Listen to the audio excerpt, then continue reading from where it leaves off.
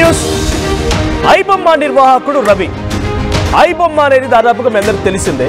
అయితే నిజంగానే రవి చరిత్ర తీస్తే ఒక సినిమా అవుతుంది, అద్భుతంగా బ్లాక్ బస్టర్ సినిమా అవుతుంది.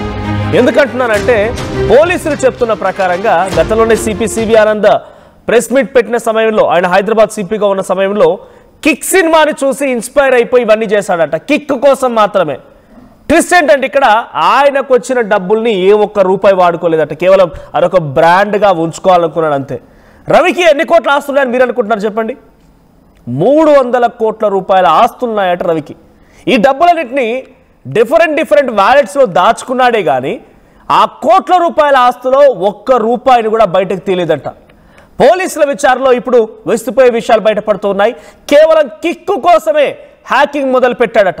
ఇప్పటి వరకు మీ అందరికి తెలిసింది కేవలం ఆయన సినిమాలని పైరసీ చేసి మాత్రమే ఈ సినిమాలన్నింటినీ ఐబొమ్మ ద్వారా అందిస్తూ ఉంటాడని మాత్రమే తెలుసు. కానీ ఆయనకున్న కిక్ ఏంటో తెలుసా? గతంలోనే పోలీసులు చాలా క్లియర్గా చెప్పుకొచ్చారు. ఇప్పుడు ఆయన విచారించిన కొద్ది అనే విషయాలు బయటపడుతున్నాయట. ఈ రవికి, ఇమ్మడి రవికి మొదటి నుంచి సినిమాలు చూడడం అంటే చాలా ఇష్టమట. కానీ ఎవ్వరూ చూడకముందే ఆయన సినిమా చూడాలని ఒక కోరిక పుట్టిందట. అందుకే సినిమాలకు సంబంధించి థియేటర్ వరకు వస్తుంటుంది చూసారా, ఆయన ఇచ్చే ఆ సినిమాల్లో కూడా చాలా ఒరిజినల్ పక్కా క్వాలిటీ సినిమాలు ఐబొమ్మలో ఉంటూ ఉంటాయి. సో ఎలా వస్తుంది మరి ఈ రవికేర్ అంటే, ఆయన థియేటర్కి వెళ్ళేటువంటి ప్రతి థియేటర్కి కూడా ఒక ఇండివిజువల్ కీ ఉంటుంది. సినిమా అక్కడికి వెళ్ళి సినిమా అక్కడ డిస్ప్లే చేయాలంటే ఒక కీ ఉంటుంది, ప్రతి దానికి ఒక ఇండివిజువల్ కీ ఉంటుంది, యూనిక్ కోడ్ ఉంటుంది. సో ఆ కోడ్ని ముందుగానే హ్యాక్ చేసి ఆ కోడ్ ద్వారా ముందుగా సినిమాని చూసేసి ఆయన తెప్పించుకునే సినిమాని బయట పెట్టేవాడంట. అందుకే అందరూ ఏమనుకునేవారంటే సినిమా థియేటర్ రాకముందే సరే ఐబొమ్మలో ఎట్లా వస్తుంది, లేకపోతే మొదటి షో అయిపోగానే వెంటనే ఎలా వస్తుంది అని అంటే ఇది ట్రిక్. అక్కడ ఆయన ఏం చేసేవాడు, డైరెక్ట్గా సినిమా థియేటర్కి సంబంధించి ఆ కీని ముందుగానే ఆ సినిమా థియేటర్ సర్వర్ని కూడా హ్యాక్ చేసేవాడట. సినిమా థియేటర్ సర్వరే కాదు, ఆయన అటు ప్రభుత్వ రంగ వెబ్సైట్లని కూడా, లెజిస్లేటివ్ వెబ్సైట్ని, సెక్రటరియట్ వెబ్సైట్ని అన్నింటినీ హ్యాక్ చేశాడు.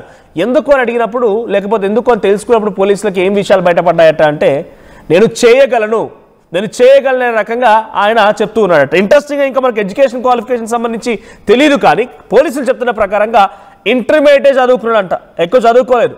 ఇంటర్మీడియట్ వరకే చదువుకొని ఆ తర్వాత యూట్యూబ్లో చూసి ఎలా హ్యాకింగ్ చేయాలని నేర్చుకున్నాడంట. డీబగ్గింగ్ చేయాలి, ఎలా హ్యాక్ చేయాలి, ఎలా అనేది మొత్తం సోషల్ మీడియా చూస్తూ, లేకుంటే గూగుల్, యూట్యూబ్ ద్వారానే మొత్తం ఈ హ్యాకింగ్ అంతా నేర్చేసుకున్నాడంట.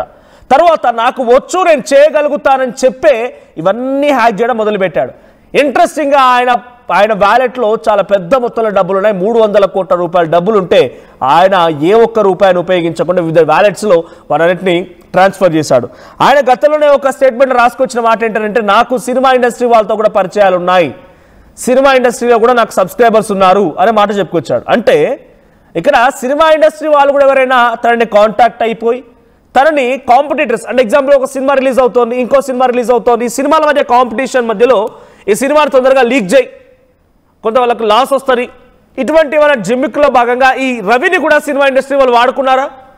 సో సినిమా ఇండస్ట్రీలో కూడా నాకు సబ్స్క్రైబర్స్ ఉన్నారు, నాకు అక్కడి నుంచి కూడా ఇన్ఫర్మేషన్ ఉండేది, నాకు అక్కడి నుంచి కూడా సపోర్ట్ ఉండేది అన్నటువంటి మాటని గతంలో ఇమ్మడి రవి ఒక స్టేట్మెంట్లో పోలీసులని హెచ్చరించే విధంగా తన ఐబొమ్మ వెబ్సైట్లో రాసుకొచ్చినటువంటి ఆ స్టేట్మెంట్ని సినిమా ఇండస్ట్రీ వాళ్ళు కూడా ఉన్నటువంటి దాంట్లో మనం చూస్తే ఎవరైనా సపోర్ట్ అడిగి, లేకుంటే ఇమ్మడి రవిని ఎంకరేజ్ చేసి ఆ సినిమాని లీక్ చేయి, తొందరగా వాళ్ళకి లాస్ వస్తుంది, ఈ సినిమాని లీక్ చేయమని చెప్పి ఎవరైనా ఇన్ఫర్మేషన్ ఇచ్చారా?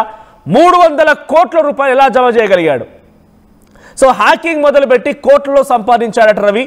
గవర్నమెంట్ వెబ్సైట్లని ఇవన్నిటిని కూడా హ్యాక్ చేయడంలో తన ముఖ్య ఉద్దేశం కిక్, నేను చేయగలుగుతాను నిరూపించడం కోసమే హ్యాక్ చేశాడట. సైబర్ సెక్యూరిటీ అనలిస్ట్, ఎథికల్ హ్యాకర్గా కూడా ఆయనకి ఫుల్ ఎక్స్పర్టైజ్ నాలెడ్జ్ ఉంది. అదంతా నేర్చుకుంది కేవలం గూగుల్ అండ్ యూట్యూబ్ని చూసి మాత్రమే ఇంత నేర్చుకున్నాడంట. సో అద్భుతాలు చేయగలుగుతారంటే ఆయన అద్భుతమే చేయగలిగాడు, కానీ దాంట్లో తప్పుదారి పట్టించే విధంగా, అంటే అది ఈ అద్భుతం అనేది ఎలా ఉండేదంటే ఇంకెవరికన్నా సమాజానికి ఉపయోగపడే విధంగా ఉంటే బాగుండేది. సో చాలామంది ఇమ్మడి రవిని సమాజానికి ఉపయోగపడ్డాడు, చాలామంది సినిమాలకు వెళ్ళిపోయి అంతంత టికెట్లు ధరలు పెట్టి కొనుక్కొని సినిమా చూడలేని వాళ్ళంతా కూడా ఈ వెబ్సైట్ ద్వారా చూసేవాళ్ళు అనే రకం కూడా కొంతమంది ఆయనకు సపోర్ట్ చేసే వాళ్ళు కూడా ఉన్నారు అఫ్కోర్స్. బట్ ఇది అటు సినిమా రంగానికి బెట్టింగ్ యాప్ ప్రమోషన్ కూడా చేశాడు ఆయన. సో ఇక్కడ ఎలా అరెస్ట్ చేశారు ఏంటి అనేది ఇంకా డీటెయిల్గా చూడాల్సి ఉంది. But one thing is clear, ఆయన తన భార్య మూలంగా అరెస్ట్ అయ్యాడనేది మాత్రం పక్కా ఫేక్. తన భార్య మూలంగా అరెస్ట్ అవ్వలేదు.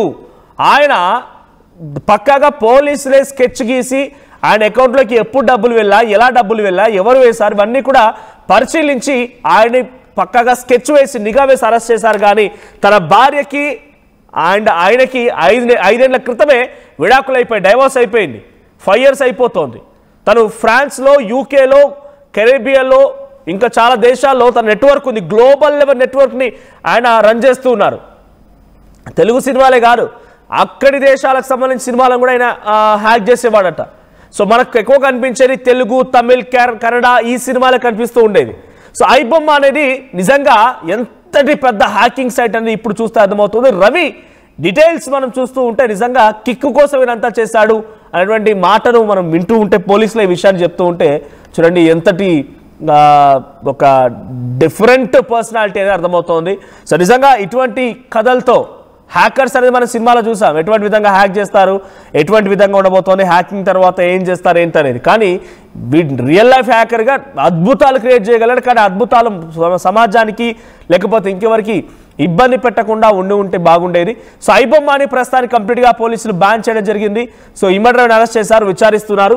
ఒక్కసారి తన ఫాదర్ ఆర్టీవీతో మాట్లాడుకొచ్చారు, ఇమ్మడి రవి తండ్రి మాట్లాడుకొచ్చారు ఆర్టీవీతో. ఆయన ఏం మాట్లాడారు చూద్దాం. రవి ఏమవుతారు సార్? మీరు ఏ విధంగా ఫీల్ అవుతున్నారు? తెల్లవారు తెలిసిందండి, మా వాళ్ళు కొంతమంది ఫోన్ చేశారు. ఫోన్ చేస్తే అంతవరకు నేను చూడలేదు. నాకు ఒంట్లో పోలేదు. నాకు 5 రోగాలు ఉన్నాయి: బీపీ, షుగరు, గ్యాస్ట్రిక్, తర్వాత కొత్తగా షుగర్ ఒకటి వచ్చింది, గ్యాస్ట్రిక్, తర్వాత బీపీ, ఇవన్నీ ఉన్నాయి. మొత్తం 4 రకాలు ఉన్నాయి. అని కళ్ళు గ్లకోమా మందులు కొడతాం, అన్నీ ఉన్నాయి, ఉండవలసిన అన్నీ ఉన్నాయి. మరి ఏం చేస్తా, మందులే వాడాలా? తిన్నంత తిండే లేదు. భగవంతుడు చిన్నప్పుడు లేక బాధపడ్డాం. ఈ గంటను చూడములు కలుపుకొని భూములు ఉండేమంటారు, లేక బాధపడ్డాం. ఇప్పుడు 10 రూపాయలు భగవంతుడు పెట్టినా సరే తినలేకపోతాం. ఏం చేస్తాం? రవి దూరం అంటే ఎప్పటి నుంచి దూరంగా ఉన్నాడు? అది ఆడు ఆ డిగ్రీ అయిపోయిన తర్వాత మాకు ఏ చిన్న ఇంట్లో సమస్యలు వచ్చాయి. ఆ తర్వాత ఎవరమాట వాడు పక్షుల్లో విడిపోయాం. పిల్లలు ఎంతమంది అండి? బాబు, పాప, బాబు, 2 పిల్లలు. సార్ మీకు ప్రజలకు ఏం చెప్తారు సార్ విషయం? ఇలా ఈ తరహా సంఘటనలు జరగకుండా ఉండాలని మీరు ఏం చేస్తారు? చెప్పడానికి ఇప్పుడు వాళ్ళు లేరు. ఉన్నా చెప్పినా మనకు తెలదు. ఆ ఏడ్ చేస్తుంటే మనకు తెలదు. వాళ్ళు తెలిసినా చెప్పినా విండవు. మీతో ఎలా ఉంటాడండి రవి? మామూలుగా ఏదో పెద్ద సీరియస్గా ఏదో ఆడొస్తాడో పని కాసేపు ఉంటాడో ఏదో చూసుకుని వెళ్ళిపోతాడు అంతే. అంతేగానే మనతో చక్కగా ఉండడు, మంచిగా ఉండడు. ఆడేదో ఏదో రోబోలాగా ఏదో పని చేసుకుని. మీరు ఇక్కడ సింగిల్ గా ఉంటున్నారండి? మిమ్మల్ని లాలనా పాలన మీకు ఎవరు చూస్తున్నారు? ఎవరో లేదు, చచ్చిపోతే చూసిన లేదు. కుటుంబం మాత్రం 124 కుటుంబాలు ఉన్నాయండి. అందరూ మా వాళ్ళే. ఇలా శివాలయం నుంచి జంక్షన్ వరకు మా వాళ్ళే. అందరూ దేశంలో రక్త సంబంధాలు. కానీ మనకు చచ్చిపోతే చూసుకోవడం లేదు. సో ఫైనల్లీ ప్రజలకి ఈ తరహా ఏంటి హ్యాకింగ్లు ఇలా హ్యాకింగ్ చేయకుండా ఉండేందుకు ఒకరికి జరిగిన తర్వాత 100 మంది బాగుపడాలి వాళ్ళు చేసినాడు ఎవడైనా. ఎందుకంటే ఆడికి అలా ఏంటి కదా, మనకి ఇలా అవుతుంది కదా తెలియదు. తెలియదు ఇప్పుడు అలా డైరెక్ట్లో కొట్టిగా ఎంత కొట్టేస్తారంటే కొట్ట కదా. మన బుద్ధి ఏమైంది? మన బుద్ధి ఉంటుంది కదా, అది తెలుసుకోవాలి. చరిత్ర సృష్టించినోడు ఇప్పుడు ఆ చరిత్రని తిరగరాయబోతున్నాడు. అబద్ధాల గోడల్ని బద్దలు కొట్టి నిజాలను రాగా మీ ముందుంచబోతున్నాడు. నిజమైన వార్తల కోసం వెంటనే డౌన్లోడ్ చేసుకోండి రా యాప్ని.